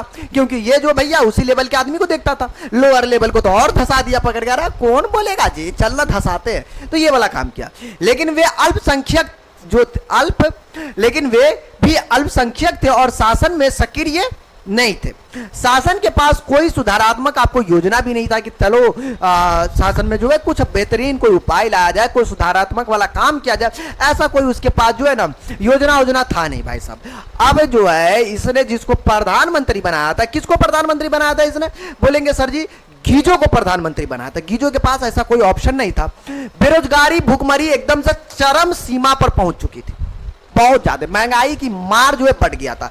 और ये होने के बाद तो जनता तो भैया भूख के तो मरेगी नहीं, जनता तुम्हारी गुलाम कुछ थोड़ी है ना मरेगी जी। अब आएगा रास्ते पे ये सब देख लो। और होती है क्रांति की शुरुआत, जिसे कहते हैं 24 फरवरी 1848 दोस्त। बोलेंगे सर ये 24 फरवरी 1848 की क्रांति क्या है? देखिएगा यहाँ पर ये बड़ा प्यारा क्रांति है। बोलेंगे सर क्या है? यहाँ जो है 22 फरवरी 1848 को जो है थियर्स के नेतृत्व में एक विशाल भोज कराया गया, एकदम तगड़े लेवल का भोज। इस भोज में जो है दोस्त, इस भोज में जो है राजनीतिक प्रदर्शन का जो है आपको आयोजन किया गया। राजनीतिक प्रदर्शन का आयोजन एकदम बड़े लेवल पे किया गया, बड़े लेवल पे तगड़ा भोज। जगह जगह बैरिकेड लगाए गए। बैरिकेड समझते हो ना, कैसे पुलिस वाला जो लगा देता है जी, ठीक है। जनता सड़कों पर उतर आई, जितनी भी जनता थे वो जो है सड़कों पर उतरेगी। इसके बाद 24 फरवरी को लुई फिलिप ने गद्दी छोड़ दी और इंग्लैंड भाग गया। इसे भी भागना पड़ा, चार्ल्स एक्स को भागना पड़ा, इधर इसको भी भागना पड़ा। एक छोटी सी गलती क्या थी? इसने जो है प्रधानमंत्री बनाया, किसको बनाया? गीजो को। गीजो भी कट्टरवादी था। चार्ल्स एक्स ने प्रधानमंत्री बनाया पोलिग्नेक को, वो घोर करती मतलब वो भी जो है वो भी आपको कट्टरवादी था। इस ससुर के नाती से शासन नहीं संभला, कैसे संभालना? एक भोज में ये भी निपट गया। चल बहुत बड़का काबिल है, ये भी गया। अब देखिए, अब यहां पर जो है कुछ और इनकी खूबसूरत बातें हैं, तो उनको देखते हैं। उसने जो है यंग इटली नामक स्थापना की 1834 में। यंग यूरोप नामक, ये क्या भाई? मेजनी। ओ यार आप भी ना कमाल करते हो जी। ये यहाँ पर फालतू है, हो सकता है किसी पीछे वाली बात हो, ठीक है, ये नहीं लिखनी है, ठीक। हाँ, मेजनी की जब बात होगी तब। अब जो है दोस्त हम बात करेंगे इटली का एकीकरण। यहाँ पर है मेजनी के बारे में। यार देखो यार, मैंने देखा कि पोलिग्नेक को देखा और क्या कहते हैं लुई फिलिप को देखा, चार्ल्स एक्स को देखा, मतलब पढ़ा। इन सब से जो है हमें एक चीज़ तो सीख मिली है कि जिस चीज़ को जितना दबाना चाहता है वो उतना ही ऊपर उठता है। ये चीज़ हमने देखा। जितने भी प्रतिक्रियावादी, घोर प्रतिक्रियावादी, कट्टरवादी को रखा, उसको जो है भाई गद्दी छोड़कर भागना पड़ा। ये चीज़ें देखा। अब है मेजनी। यार मेजनी की जो है ना बड़ी प्यारी स्टोरी है इनकी भी। ये भी बड़ी प्यारी चीज है। अभी चिच्चा को सलाम पहले करते हैं, फिर इनकी कहानी स्टार्ट करते हैं। इटली के एकीकरण की बाधाएं क्या थी दोस्त? देखो इटली जो है, अभी इटली जानते हो ना? नहीं जानते हो, चलो ठीक है, मैं इटली का, आज के इटली के बारे में बात कर रहा था। वैसे इटली में जो है ऑस्ट्रेलिया और फ्रांस जैसे विदेशी देशों का हस्तक्षेप था। मतलब ये सब जो है, मतलब क्या था, एक तरीके से शासन कर रहा था ऑस्ट्रेलिया और फ्रांस, ये दोनों मिलकर। पोप का यहां प्रभाव था बहुत ज्यादा। पोप का मतलब पादरी का प्रभाव था, खासकर राजधानी रोम में काफी ज्यादा मात्रा में था। यह चाहता था कि इटली का एकीकरण धार्मिक दृष्टि से हो। अरे वाह यार, हाँ, न कि शासकों के नेतृत्व में। ये कौन चाहता था? पादरी चाहता था। सबका अलग अलग थॉट है यार। ये चाहता था कि भैया धार्मिकरण हो, है, ये पोप का ये चीज था। पोप रोम में पोप को हटाने का भी बड़ा प्यारा तरीका अपनाया जी। देखो यार, यही तो देखा गया कि अगर धार्मिक चीजों को कोई छेड़छाड़ करता है, धार्मिक चीजों को, तो क्या होता है, उनमें सब आदमी इकट्ठा हो जाता है, सब एक हो जाता है धर्म के नाम पर। उस समय जो है ना बड़ा दिक्कत हो जाता है। यह सबसे बड़ी चीज होती, तो बड़ा मसला, दिमाग, उस समय दिमाग लगाना पड़ता है, और एक पर एक दिमागी अब मिलेगा। देखिए ना, इटली के एकीकरण के प्रमुख नेता थे मेजनी, याद रखिएगा, काउंट कावूर और गैरीबाल्डी। बोलेंगे सर ये सब क्या किए? ये सब जो है ना बहुत बड़ा काम किए, बहुत बड़ा। इटली के एकीकरण में इनका बहुत बड़ा योगदान है, बहुत बड़ा। हमें जो है ना पहले पढ़ना है मेजनी के बारे में दोस्त। तो ये साहब है हमारे मेजनी। तो मेजनी के बारे में जानते हैं, मेजनी क्या और इनकी क्या योगदान रही है। कहते दोस्त, जो मेजनी है वो आपको जो है एक साहित्यकार, गणतांत्रिक विचारों का समर्थक था। चलो बड़ी अच्छी बात है यार। ये आपको जो है साहित्यकार थे, साहित्य लिखा करते थे, और ये सेनापति भी थे। ये इनकी खूबसूरती थी कि ये सेनापति थे। उसमें आदर्शवादी गुण अधिक थे। ओ यार, वो अपने आदर्श के प्रति थे ना, ये चीज है। तो काफी ज्यादा वो आदर्शवादी थे। कहते ना यार, बड़ा आदर्शवादी नेता। हमारे एक गाल में थप्पड़ मारा तो हम दूसरे पे नहीं मारेंगे, मतलब हम नहीं करेंगे, ये हमारा आदर्श है। व्यवहारिक गुण जो है ना इसके अंदर कम थे। अपनी पराजय के बाद भी उसने हार नहीं मानी। मतलब जो पराजय का मतलब होता हार, मतलब वो हार गया फिर भी वो हार नहीं माना। ये मेजनी की खूबसूरती थी। मेजनी को जो है इटली का आपको मसीहा कहा जाता है, और इसे पैगंबर भी कहा जाता है इटली का। ऑब्जेक्टिव में बहुत बार पूछता है। वह 1805 में जो है जेनेवा में आपको जन्मा था, मतलब उनका जन्म हुआ था। और 1830 के विद्रोह में जो उसने भाग लिया, जिसके दमन के बाद कैद कर लगभग 1 वर्ष तक जो है उसको जेल भी रहना पड़ा। किसको? मेजनी को। सन 1831 में भी वह जो है ना आपको सक्रिय था। तो ये मेजनी के बारे में था। अब चलिए इनके कार्य और योगदान के बारे में हम जानते हैं। इसने काका कांड किए और काका योगदान दिए। मेजनी को जो है मसीहा कहा जाता है, तो जरूर इसने जो है इटली के लिए बहुत बड़ा काम किए होंगे, बहुत बड़ा काम किए होंगे, तभी तो कहा जाता है। क्या काम किए वो देखिए। पहली बात है कि इसने राष्ट्रवाद का प्रचार किया। सबसे यहां पर इंपॉर्टेंट यही रोल निभाता है कि भाई राष्ट्रवाद का प्रचार, जो क्या होता है कि लोगों को जो है ना एक प्रति मोहब्बत दिखाता है, प्यार दिखाता है देश के प्रति। मेजनी ने क्या किया कि इटली में राष्ट्रीय चेतना जगाने के लिए राष्ट्रवाद का प्रचार किया। पहली बात, उन्होंने लोगों को एकजुट करने का जो है ना कोशिश किया, स्वतंत्र राष्ट्र बनाने के लिए प्रेरित किया। ये जो है ना उनका सबसे बड़ा योगदान में से एक है दोस्त। अगर आप अपनी टीम बना लेते हो, ड्रीम 11 पे नहीं बेटा, मैं वो टीम की बात कर रहा हूं जब आप जो है एक सेना बनाते हो, एक ऐसी टीम बनाते हो जहां देश के प्रति प्रेम की भावना जग जाए। और जिस दिन ऐसा हो जाता है ना दोस्त, जिस दिन ऐसा हो जाता तो भगत सिंह जैसे जो है ना हजारों शेर जन्म लेते वहां पे। तो ये चीजें होती है। अगर जिसको आ गया एक बार ना, तो उसे जो है ना मौत का कोई डर नहीं होता। मरने मिटने के लिए यूं ही जो है ना कफन बांधे रहते हैं। ये होता है देश के प्रति मोहब्बत। अगर आ गया तो दोस्त, यहां पर जो है इसने सबसे बड़ा काम ये किया। उसके बाद युवा इटली आंदोलन की स्थापना की। इसी का युवा इटली नाम से आंदोलन स्थापना किया। और 1831 में उन्होंने युवा इटली नामक एक संगठन का भी बनाया। युवा इटली नाम से कैसे एक संगठन बना दिया यहाँ पर युवा इटली। अब जो है यहाँ से फिर प्रदर्शनकारी यहाँ से बनेंगे, यहाँ जुड़ेंगे, फिर नई बात होगी, नई आंदोलन होगी फिर से। ये काम किया इसने। इसका उद्देश्य इटली के छोटे छोटे राज्यों को मुक्त करके एक स्वतंत्र और एकीकृत राज्य बनाना। भाई ये बड़ी अच्छी बात है कि भाई क्या किया कि जो छोटे छोटे टुकड़ों में बटा हुआ था उन सबको इकट्ठा करना था पहली बात, और उसे जो है एक बड़े लेवल पे जो है इटली बनाना था। ये इनकी सोच थी। किसकी सोच थी? भाई मेजनी की सोच थी। ये इनका योगदान था दोस्त यहाँ पे। उसके बाद जो इसने क्या किया कि साहित्य और विचारों के माध्यम से क्रांतिकारी जैसे मेजनी एक साहित्यकारी विचारक थे, उन्होंने लेख और पत्र भाषण के जरिए जो है लोगों को आजादी और एकता पे जागरूक किया। अरे वाह यार, क्या काम किया, ये तो डायरेक्ट दिल पे अटैक कर रहा है, देख रहे हो हाल जी, डायरेक्ट भेजा पे घुसेड़ रहा है बात को। क्या क्या इसने काम किया कि पत्र के माध्यम से, अपने साहित्य के माध्यम से लोगों के अपनी बात पहुंचाने की कोशिश की। बोला कि यार अलग अलग राज्य टूटा टूटा है, एक मतलब सबको इकट्ठा करते हैं ना जी, अखंड भारत का सपना हम लोग देखते हैं ना जी, अरे देखते हैं ना, समझ रहे हो। हाँ जी, तो इसने जो है इटली का एकीकरण का ये काम किया जी। अखंड भारत होगा क्या, कमेंट में बताइएगा। हाँ जी बिल्कुल, एक अगर ऐसा शासक रहा एक तो जरूर होगा, है ना, हो जाएगा जी, हो जाएगा, डोंट वरी। लेकिन फिलहाल जो है बात की बात है। अब देखिए विद्रोह का नेतृत्व और समर्थन, उन्होंने 1830 और 1848 के विद्रोह को प्रेरित कर और नेतृत्व दिया, और असफलताओं के बाद भी उन्होंने हार नहीं मानी, लगातार वो लड़ते रहे। जितनी बार असफलता मिला, जितनी बार मिलता गया, उसने हार नहीं माना। बोला मैं एक बार हारा, फिर हारते, फिर हारा, फिर हारते, लगातार हारते, हार नहीं मानना जब तक कि हमारी जीत ना हो जाए।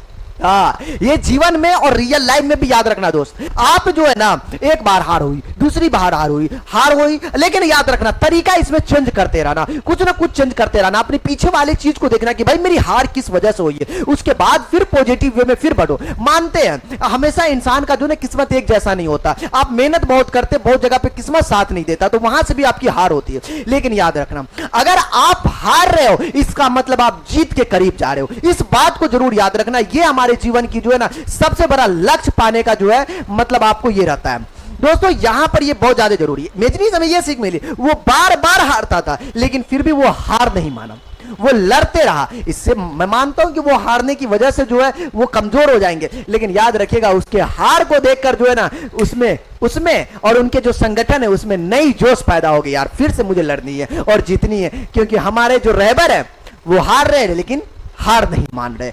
ये चीजें देखने को मिलता है दोस्त। आदर्शवादी नेतृत्व की बात करते हैं इसमें आदर्शवादी नेतृत्व था। कहते हैं ना मेरे पास, मैं बहुत बड़ा आदर्शवादी हूं, मैं लेडीज पे हाथ नहीं उठाता, ये मेरा आदर्शवादी है, मैं आदर्श को मानता। ये चीजें बात थी।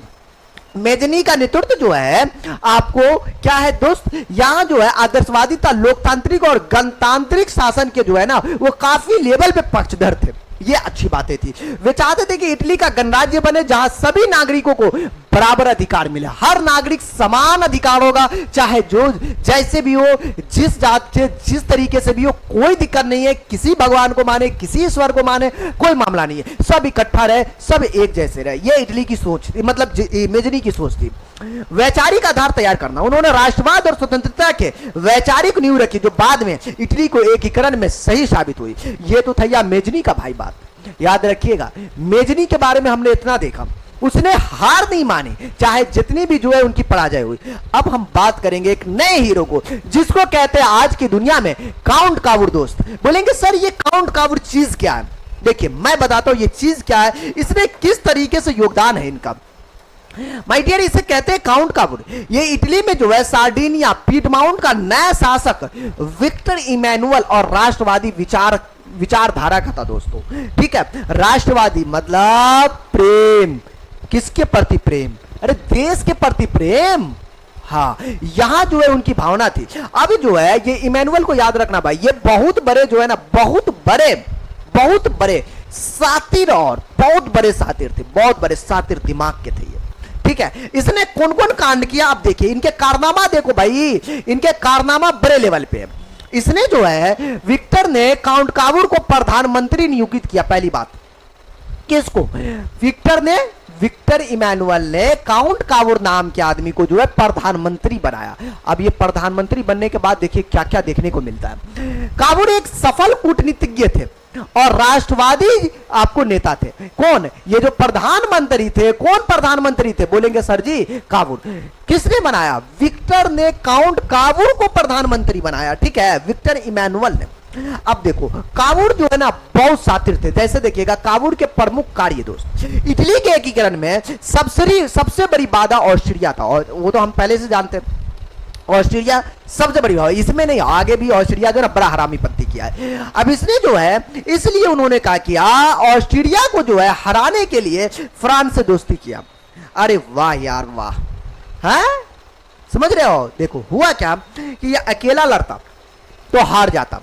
इसने जो है ना मोदी जी वाला जो है ना दिमाग रखे हुआ था। राजनीति इसके अंदर जो है ना, कूटनीतिज्ञ का मतलब होता राजनीति भर पेट था इसके अंदर, दिमाग में भरा हुआ था कैसे जो है सामने वाले को पराजित करना है, किस तरीके से उसका मुंह कान फोड़ना है, इनको पूरा पता था बड़े लेवल पे।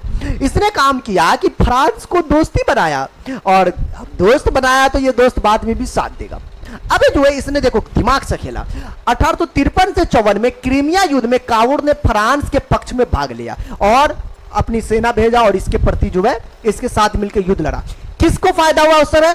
फ्रांस को फायदा हुआ। क्या लगता ये जो दोस्ती निभाई तो ये दोस्ती आगे काम देगा? जी हाँ काम देगा। ऑस्ट्रिया को कूटने में इसने किया। 1859 और 60 की लड़ाई में ऑस्ट्रिया और सार्डिनिया पीडमाउंट के बीच सीमा विवाद के कारण युद्ध जारी हुआ। समझ रहे हो?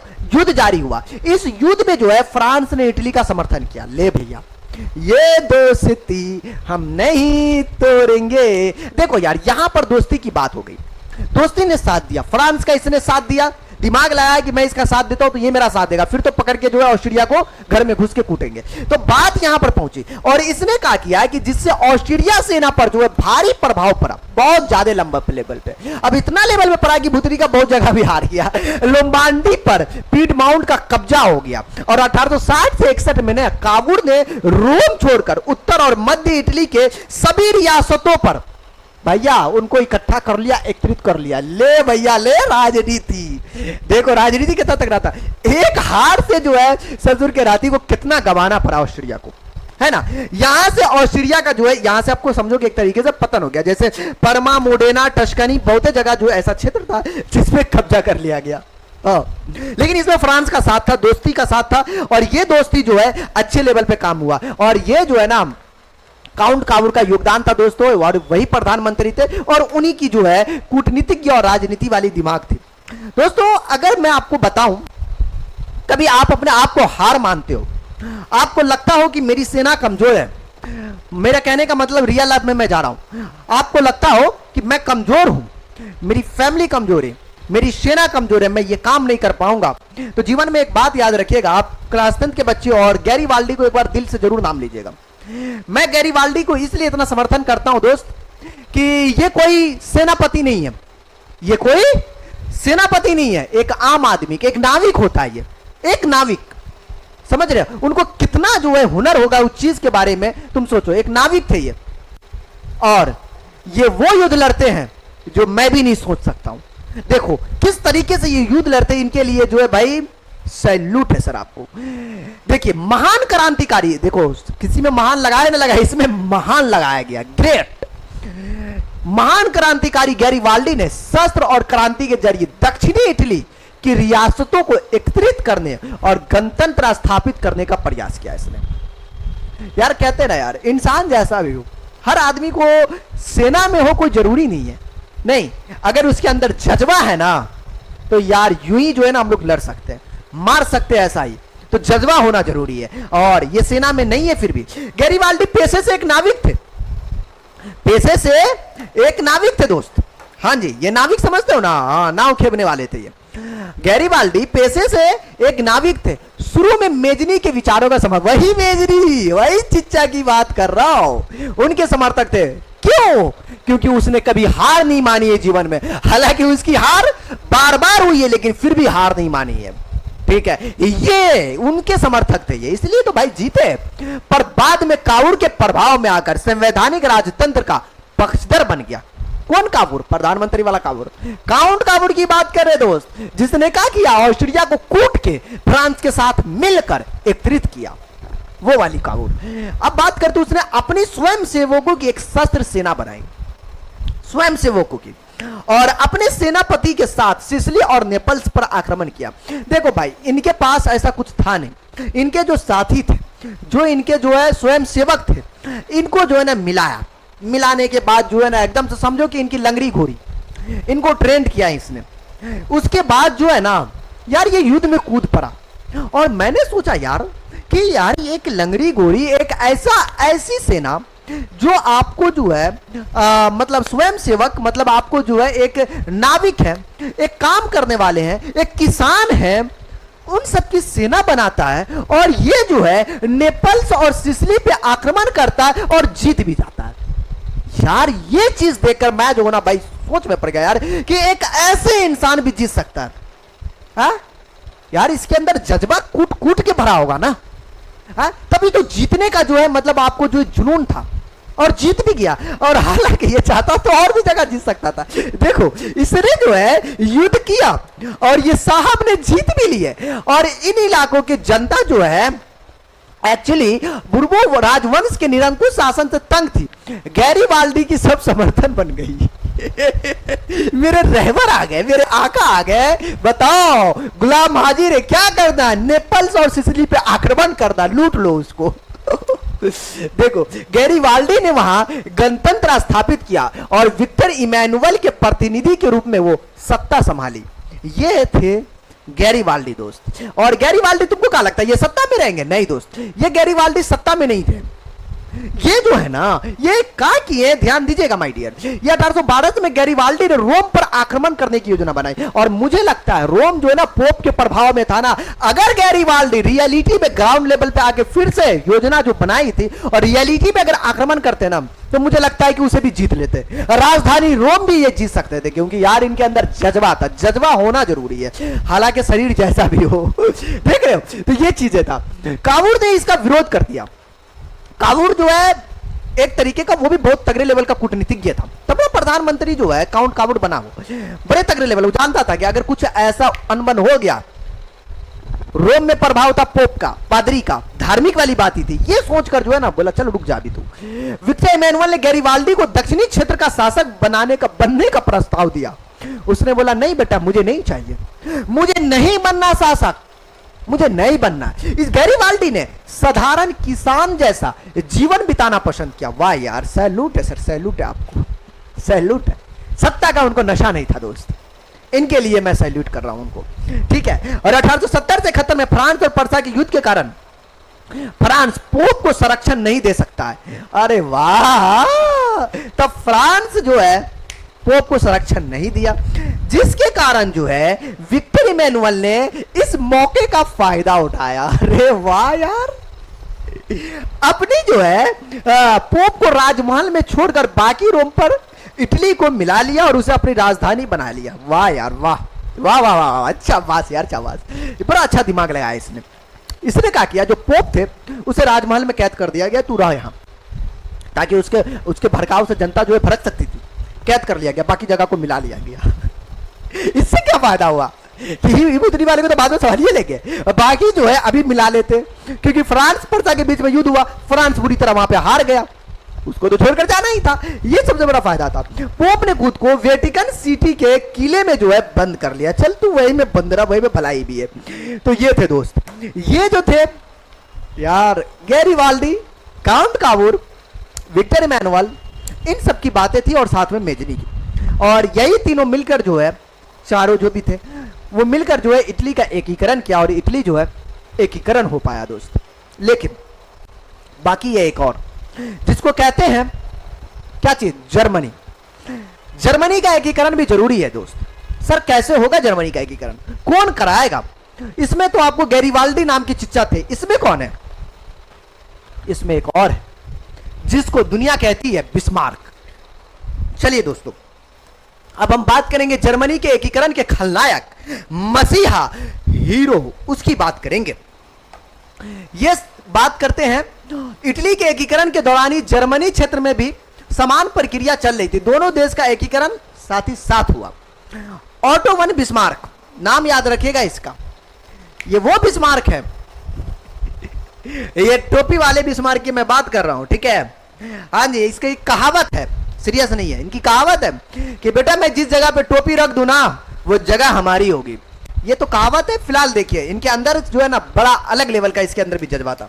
देखिए क्या था, इनका जन्म 1 अप्रैल 1815 में सॉनहाउजेन अल्टमार्क, पर्सिया, जर्मनी में जो है इनका जन्म होता है। जुलाई 18 मृत्यु जो है 30 जुलाई 1898 को हो जाता है। और इसके बाद जो है दोस्त आपको, अरे भाई तू कहां से बीच में टपक गया जी। हाँ, इसके बाद जो है पर्सिया के प्रधानमंत्री, जर्मनी के पहले चांसलर और ये थे। चलिए, बड़ी अच्छी बात है। बिस्मार्क साहब चांसलर थे, मतलब प्रधानमंत्री रहे। प्रमुख उनके कुछ तथ्य, कुछ बातें हैं जिनके बारे में हमें जाननी है। देखिए, बिस्मार्क जर्मन के सांसद में पर्सिया के प्रतिनिधि थे। पर्सा में वह निरंकुश राजतंत्र का समर्थक था। पहली बात तो ये यार, इनका भी दिमाग था यार, अलग अलग आदमी अलग अलग दिमाग। इनका दिमाग था कि मैं क्या करता हूं कि यार जर्मनी का एकीकरण ऐसे नहीं होगा। अगर मैं ग्राउंड लेवल पे जाके लड़ता हूं तो लड़कर जो है मैं इस राजा को हरा दूं तो मेरी औकात नहीं है। देखो इनकी सोच बड़ी तगड़ी है, देख रहे हो, देखो सोच बड़ी तगड़ी थी। मैं हरा दूं, मेरी औकात नहीं है। एक दिमाग लगाया इसने, बड़ा शातिर दिमाग लगाया। इसलिए दिमाग लगाया क्यों ना यार मैं इस राजा के साथ रहता हूं, मैं इस शासक के साथ रहता हूं, ठीक है। इसलिए उसका समर्थन कर रहा था, निरंकुश था, समर्थक कर रहा था। और सोचा कि यार इनके पास ताकत है, इनके साथ मिलकर जो है जर्मनी को एकीकरण करते, बाद में तो इसको मना ही लेंगे। अब देखो इसने कहा कि यार कि वह जर्मनी के एकीकरण के लिए कूटनीति, यार ये जहां पे कूटनीति आता है समझ लो कि वहां पे दिमाग वाली बात बहुत ज्यादा होगी, क्योंकि राजनीति की बात है। कूटनीति का मतलब राजनीति होता है। राजनीति और सैन्य शक्ति का उपयोग करता था ये। उसने रक्त और लौ की नीति अवलंबन किया जी, इसी का देन है, रक्त एवं लौ की नीति, जिसका मतलब था कि जर्मनी का भविष्य युद्ध और शक्ति से बनेगा, न कि संसद के फैसले से। बोला भैया ये जो है चार दीवारी के अंदर छाव छाव करने से जो है नहीं बदलेगा। अगर तुम्हें युद्ध जीतनी है तो तुम्हें ग्राउंड पर आकर तुम्हें तलवारों के साथ युद्ध करनी पड़ेगी, तब तुम जो हो ये युद्ध जीत सकते हो और जर्मनी को तुम एकीकरण कर सकते हो। ये कौन था? बिस्मार्क। इनकी ऐसी सोच थी। और ये साथ किनका दे रहा था? राजा के साथ था, ऐसा नहीं था कि नहीं था, लेकिन था। लेकिन अब जो है ये जो है अब ये दिमाग जो लगाया था ना राजनीति वाला, बड़ा तगड़ा दिमाग था। इनके दिमाग को भैया तुम तारीफ करो। इसने काम किया कि 1864 में जो है बिस्मार्क ने ऑस्ट्रिया के साथ मिलकर डेनमार्क पर हमला किया। किसके साथ? ऑस्ट्रिया। अब देखो ऑस्ट्रिया के साथ मिलकर डेनमार्क, इस पे कब्जा हुआ था। डेनमार्क के नियंत्रण वाले सेल्सिविक को पर्सिया ने लिया और होल्स्टीन ऑस्ट्रिया के अधीन चला गया। अब देखिए पहली बात, इसने जो योजना बनाई ये दिमाग से खेलता था किसी चीज को। इस साहब ने 1864 में जो है बिस्मार्क ने ऑस्ट्रिया के साथ मिल गया और डेनमार्क पे हमला किया। बोला चलो भाई वहां से हम नहीं ले पाएंगे तो कम से कम ऑस्ट्रिया ले पाएगा, मिल लेते, उससे जो है बाद में हम ले लेंगे अगर ऐसा हुआ तो। चलिए भाई, तो ये इसने पहला इनका दिमाग लगाया और ये वाला योजना बनाया और उसमें जो है ऑस्ट्रिया को जो है ये जगह मिला। आता है साल 1866 का, ऑस्ट्रिया ने पर्सिया के खिलाफ युद्ध किया। किसके? पर्सा के खिलाफ, जिसे सोडावा का युद्ध भी कहते हैं। ऑस्ट्रिया उसमें बुरी तरीके से हारा, बुरी तरीके से, और जर्मन क्षेत्र पर उसका प्रभाव खत्म हो गया। ले भैया ओ वाली बात हो गई। पहले ऑस्ट्रिया का इसने समर्थन किया बड़े लेवल पे, उसके साथ मिलकर युद्ध भी किया, लड़ा भी। फिर इसने कहा किया कि देखा कि ऑस्ट्रिया के साथ जो है आपको युद्ध हुआ, ऑस्ट्रिया जो है मतलब आपको जो है पर्सा के खिलाफ युद्ध लड़ा। देखा क्या कि उसके खिलाफ जो है ना युद्ध लड़ने में बहुत हार गया वो। अब हारने से इसको कहा हुआ कि जर्मनी को फायदा हो गया, जो जगह कब्जा की हुआ था वो जगह उसको छोड़ना पड़ गया। यार हार बहुत बड़ी चीज होती है, तो ये इनको फायदा हुआ और जर्मन एकीकरण का 2/3 हिस्सा भी पूरा हो गया। अरे यार गुरुजी न उस लेवल का मार हो पाया, बस थोड़ा बहुत हुआ, उसी पे जो है इनको मिल गया। अगर 0 लेवल पे देखा तो बहुत बड़ी बात है, लेकिन आप हल्के में बता रहा हूं तो इतनी चीजों को जो है आसानी से जीत लिया ये। और 1871 में जो है फ्रांस और पर्सा का युद्ध हुआ। फ्रांस जो है हार गया। 10 मई 1871 के तहत फ्रैंकफर्ट की संधि से शांति मिली और जर्मनी एकीकरण होकर यूरोप के महाशक्ति बन गया। एकदम आसानी से मिला इनको। लेकिन इसमें जो है आपको बिस्मार्क को जो है, बिस्मार्क को जर्मनी का मसीहा कहा जाता है। बड़े अब यार वहां तो बहुत सारी चीजें थी, बहुत बड़ी बातें थी। इटली के एकीकरण में गैरिबाल्डी थे, अलग अलग लेवल के काउंट काबूर, यार एकदम दिमाग वाले आदमी, कूटनीतिज्ञ, या बिस्मार्क अकेले निपटा दिया। देख रहे हो, तो कुछ इस तरीके से जो है जर्मनी के एकीकरण में भाई बिस्मार्क साहब का योगदान था। तो ये चिच्चा बहुत खतरनाक थे, इनको हल्के में नहीं लेना है जी, क्योंकि ये दिमाग से खेला इसलिए जो है ये जीत हासिल किया। तो माय डियर, अब जो है यूनान में राष्ट्रवाद का जो है ना उदय कैसे हुआ, देखिए यूनानी राष्ट्रीय आंदोलन की बात किया जाए तो देखो यूनान की जो है ना पहली बात ये थी कि उनका जो है ना गौरवमय अतीत था, जिसमें आपको साहित्य, विचार, दर्शन, कला, विज्ञान की जो है महत्वपूर्ण उपलब्धियां थी। यूनान इसके लिए जाना जाता था। बड़ा खूबसूरत जगह है ये। पुनर्जागरण काल के पश्चाती देशों में यूनानी सभ्यता को जो है प्रेरणा ली, लेकिन यूनान तब जो तुर्की साम्राज्य के अधीन था, मतलब तुर्की के अंदर में था। ये अब जो है तुर्की के अंदर में था। यूनान को एक गॉड गिफ्टेड मिला। यूनान का समर्थन में आ गया फ्रांस, रूस और जो है फ्रांस से कौन कौन आया दोस्त? देखिए फ्रांसीसी क्रांति ने यूनानियों के जो है राष्ट्रवाद की भावना को जागृत किया और इंग्लैंड के कवि लॉर्ड बायरन ने आपको इसके चक्कर में आया जी, जब यूरोप के जो है ना जी, ये यूरोप के जो थे लॉर्ड बायरन, इनके मृत्यु के बाद जो है ना भाई लोगों में आक्रोश पैदा हो गया और यूरोपवासी जो है, यूरोप के लोग थे, बहुत बड़ा सहानुभूति दिखाया जी, प्रेम दिखाया इसके प्रति। यार उसको मार दिया गया, वो कवि को मार दिया गया यार, आंदोलन करते करते आंदोलन में मारा गया, समझ रहे हो? तब जो है इसने कहा किया कि भाई 1821 में अलेक्जेंडर चिप्सलांटी के नेतृत्व में विद्रोह चालू हुआ और इस विद्रोह का यह प्रभाव हुआ कि इंग्लैंड, फ्रांस और रूस तुर्की के खिलाफ भाई यूनान के समर्थन में अपना जो है ना भाई युद्ध छेड़ दिया। तुर्की के साथ जो है ना मिस्र सिर्फ आया, बाकी कोई नहीं। तुर्की यहां पे बुरी तरीके जो है ना भाई पराजय हुआ, बुरी तरीके से हारा और 1829 में जो एड्रियानोपुल की संधि के तहत यूनान को जो है ना स्वतंत्रता मिल गई। ये था आपको यूनान की स्वतंत्रता की बातें। और 1832 में जो है यूनान को संपूर्ण रूप से एक राष्ट्र घोषित कर दिया गया, ठीक है, और बेवेरिया को जो है वहां का शासक बनाया गया। ये था। उसके पड़ोस में एक हंगरी भी था। ये भी मरता क्या ना करता, इन्हें भी भाई कहीं ना कहीं जो है मतलब आपको जो है आजाद होना था। हंगरी में भी राष्ट्रवाद की भावना का उदय हुआ माय डियर, और 1848 के क्रांति के प्रभाव से ही हंगरी में राष्ट्रीय आंदोलन शुरू हुआ। कब? 1848 में माय डियर, 1848 में, याद रखिएगा। 1848 में जो है मतलब उसी समय से जो है हंगरी में भी ये बात हो गई, ठीक है। और इसके बाद जो है माय डियर आगे आता है कि इस आंदोलन के नेतृत्व को जो है कोसूत और फ्रांसिस्क ने किया। याद रखिएगा, ये कोसूत, इस बात से याद रखिएगा कि ये जो है ना हंगरी के आंदोलन का नेतृत्व कर रहा था। ऑब्जेक्टिव में कभी कोई पूछता है, कोसूत हंगरी के लिए जो है ना मसीहा। और 1848 को ऑस्ट्रिया सरकार ने इस आंदोलन को देखते हुए जो है उनकी मान्यता मतलब जो है मांगे मान ली और मंत्री परिषद बनाई और प्रेस की स्वतंत्रता दी गई और राष्ट्रीय सुरक्षा का नेतृत्व का भी गठन किया गया और इन आंदोलन को हंगरी को जो है राष्ट्रवाद की मतलब राष्ट्रीयता की पहचान दी। अब बचा पोलैंड।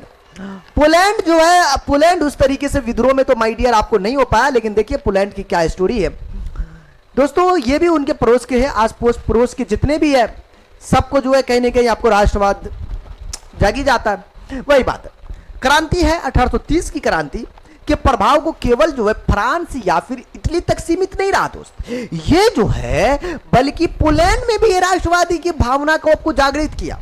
रूसी साम्राज्य के अधीन पोलैंड को जो है स्वतंत्रता की तीव्र इच्छा थी, एकदम चुल पकड़ा था इसको।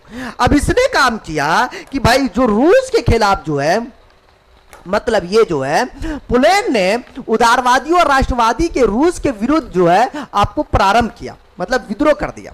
अब यार यहां पर दिक्कत इस बात का था यार, इसका कोई साथ नहीं दिया यार। हाँ, और जो है पोलैंड वासियों की उम्मीद थी कि इंग्लैंड और फ्रांस उनका समर्थन करेंगे, इस ससुर के नाते समर्थन किया ही नहीं और इसके ना समर्थन करने के चक्कर में जो है ना रूस से ये बुरी तरह हार गया, बुरी तरीके से हार गया, विद्रोह को यूं कुचल दिया गया। तो ये था भैया पोलैंड के बारे में। अब बात यहां से आगे बढ़ते हैं तो राष्ट्रवाद की जो लहर, उनका वैश्विक प्रभाव देखिए, वैश्विक विश्व लेवल पे प्रभाव हुआ। जैसे देखिएगा बोहेमिया नाम आपने सुना होगा, यह ऑस्ट्रिया के अधीन था। यहां भी जो है देखा कि भाई साहब अब तो हर जगह चुल पकड़ेगा ही राष्ट्रवाद का, नहीं आसपास में दिखता है तो पकड़ता ही है। हंगरी के राष्ट्रवादी आंदोलन के प्रेरित होकर चेक जाति के स्वायत्त शासन की मांग की और आंदोलन के हिंसक हो गया, जिसके परिणाम स्वरूप ऑस्ट्रिया ने सख्ती से दमन किया और अस्थायी रूप से कोई उपलब्धि उस समय आपको बोहेमिया को नहीं मिल पाया। तो ये बोहेमिया की बात ही थी। छोटे राष्ट्रों का भी उदय हुआ दोस्तों, जैसे देखिएगा हर राष्ट्र के राष्ट्रीय हित सर्व व्यापारी हो गया। हर लोग जो है मरने मिटने के लिए तैयार हो गया था। जो भी आसपास में छोटे छोटे बड़े जो भी लेवल पे थे, बड़े लेवल का तो हो ही गया था यार, इटली जर्मनी सबका तो हो ही गया, बात हो ही गया था। किसी भी हद तक वो लोग जो है ना जाने के लिए आपको तैयार हो गए थे। ठीक, बड़े राष्ट्र में जर्मनी, इटली, फ्रांस, इंग्लैंड, इन सब में तो भैया बड़े लेवल पे आपको हुआ। फाल्कन जो है क्षेत्र एकदम यार युद्ध का मैदान बन चुका था। तो ये सब जो है भाई बाद में आपको सभी को जो है अलग अलग खलनायक आए, नायक आए, हीरो आए, सुपरमैन आए, तो कहीं ना कहीं गैरीवाल्डी जैसा, मेजनी जैसा, बिस्मार्क जैसा आए और सभी को जो है एकीकरण मिला। अब दोस्तों हम अपने एशिया में बात करेंगे कि वैश्विक प्रभाव क्या पड़ा इसका। एशिया और अफ्रीका के स्वतंत्र संग्राम में जो है यूरोप की राष्ट्रवाद का जो है प्रेरणा का लेकर उपनिवेशों में स्वतंत्रता की लहर चली। ये इंडिया में भी आया दोस्त। एशिया में बात है तो एशिया इंडिया में आता है, मतलब एशिया के अंदर ही यार भारत आते हैं। भारत में भी राष्ट्रवाद की चेतना का बीज बोया गया और इसका नेतृत्व उस समय कौन कर रहे थे वो देखिए। भारत में राष्ट्रवाद का जो जागृत जो है आपको टीपू सुल्तान, जिसको शेरे मैसूर कहते हैं, ये जो है ना अंग्रेजों के खिलाफ जो है ना लोहा लेने के लिए तैयार हो गए। शेरे मैसूर, टीपू सुल्तान, नाम सुन के जो है एकदम कांप उठा करते थे उस समय। मैसूर के शासक फ्रांसीसी क्रांति से वो बहुत ज्यादा प्रेरित हुए। उसी ने जैकोबिन क्लब की भी स्थापना की और स्वयं सदस्य बने और सिटीजन टीपू वो कहलाए। और स्वतंत्रता वृक्ष, जिसको ट्री ऑफ लिबर्टी कहते हैं दोस्त, श्रीपट्टम, ये जो है साउथ का जगह है तो इसलिए ऐसा नाम है, लगाया गया वहां। और 1799 में अंग्रेजों से लड़ते हुए वो वीर गति प्राप्त हुए। ये थे टीपू सुल्तान। देख रहे हो रिएक्शन का रिएक्शन। तो ये चीज है यार, हमारे देश में जो है ना यार अंग्रेज जो है ना ऐसे नहीं गए यार, यहाँ एक से एक कुर्बानी दी गई है, एक से एक कुर्बानी। ठीक है, उतना ज्ञात भी आपको नहीं होगा, इतनी कुर्बानी दी गई है। अब देखिए कुछ बातें राजा राम मोहन राय के बारे में हम बात करते हैं। ये सामाजिक धार्मिक सुधारक के माध्यम से भारत में राष्ट्रवाद की जो है चेतना जगाई थी दोस्त, और जाति प्रथा, छुआछूत, अंधविश्वास, नारी उत्पीड़न के खिलाफ जो है ना ये संघर्ष किया। दोस्तों ये थे राजा राम मोहन राय, जिसने जो है इस तरीके का जो है मेहनत की। और दोस्तों अंतर्राष्ट्रीय घटनाओं में रुचि भी रखते थे। स्वतंत्रता और जनवाद और राष्ट्रवाद को प्रबल आपको ये समर्थक थे। तो माय डियर ये जो थे आपको जो है कौन थे, मतलब आपको जो है राजा राम मोहन राय। आजा भाई आजा, कहां चला गया जी? ओके ओके जी, हाँ ये थे।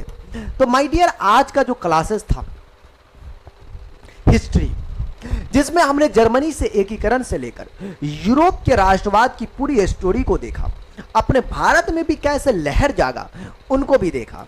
यार क्लास में जो है हमने हिस्ट्री की उन बातों को क्लियर किया जो हमारे लिए जरूरी था। दोस्तों ये इतिहास का पहला चैप्टर था। इतिहास में टोटल 8 चैप्टर आपको आता है यार, ये तो स्टोरी पहली हुई, अभी 8 कहानी देखनी बाकी है। क्लासेस आपको कैसा लगा यार कमेंट बॉक्स में जरूर बताइएगा। जी हाँ, भर भर के कमेंट में बताइएगा कि क्या आपको कैसा लगा, किस तरीके से जो है भाई गैरीवाल्डी ने काम किया, कैसा लगा उनका काम जरूर बताइएगा। और यार चैनल पे पहली बार आप आए, ठीक, हमारी मेहनत देख के, हमारा प्यार देख के आप भी थोड़ा सा प्यार वाली बातें कर लीजिएगा, दोस्तों में शेयर कर दीजिएगा। हो सकता है उसके अंदर भी जो है राष्ट्र के प्रति भावना जगे, उनको लगे कि नहीं यार देश ही सब कुछ है, देश के प्रति कभी गद्दारी नहीं होनी चाहिए।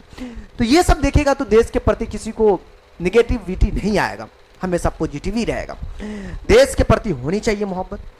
तो दोस्तों अगर आपको लगा हो अच्छा तो शेयर कर दीजिएगा, लाइक कीजिएगा, और पहली बार आया तो भाई सब्सक्राइब बिल्कुल से कर लीजिएगा। ठीक है, तो आज के क्लास में इतना ही, फिर मिलेंगे नेक्स्ट क्लास में। Okay, take care, bye bye.